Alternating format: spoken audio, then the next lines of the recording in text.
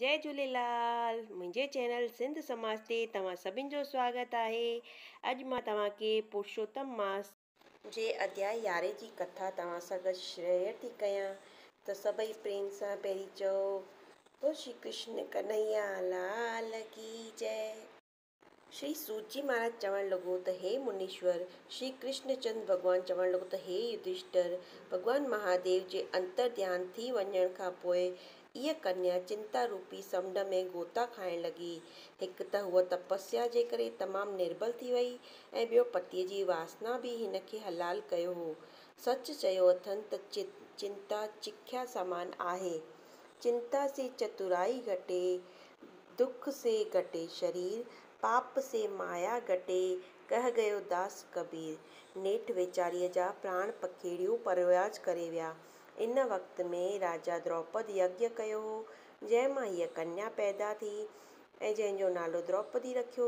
जॾहिं राजा द्रौपद स्वयंवर रचियो तॾहिं अर्जुन राजा जे कयल पिण मूजिबि मच्छीअ खे निशाने चिटे सभिनी राजाउनि जे वेठे द्रौपदी खे वठी आयो। ॻाल्हि हिन रीति आहे। पांचाल राजा द्रौपद दरबार जे विच में हिकु थंबो ठहिरायो, जंहिंजे चोटीअ ते हिकिड़ो चक्रो फिरियो रहियो। इन चक्रे जे पासे में हिकु हथराज मच्छी लॻल हुई। ज़मीन ते थंबे सां लॻोलॻि तेल जो हिकु बर्तन रखियलु हो। राजा प्रण कयो त जेको सूरमा मथे ॾिसण खां सवाइ हिन फिरंदी मच्छीअ जो पाछो ॾिसी मच्छीअ जे अख में तीर जो निशान कंदो, तंहिंसां द्रौपदीअ जो विवाह थींदो। इहा ॿुधी सभु राजाऊं सूरमा स्वयंवर में अची शरीक थिया ऐं हर को पंहिंजो ज़ोर आज़माइण लॻो, पर वरियो कुझु बि कीन।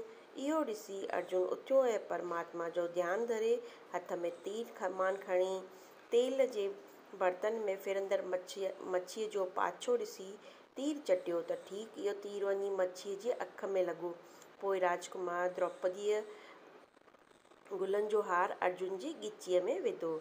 त हिते इहा असांजी दर्शन 11 जी कथा समाप्त थी। त तव्हांखे हीअ कथा कीअं लॻी तव्हां कमेंट बॉक्स में ओम नमो भगवंते वासुदेव ज़रूरु लिखंदा।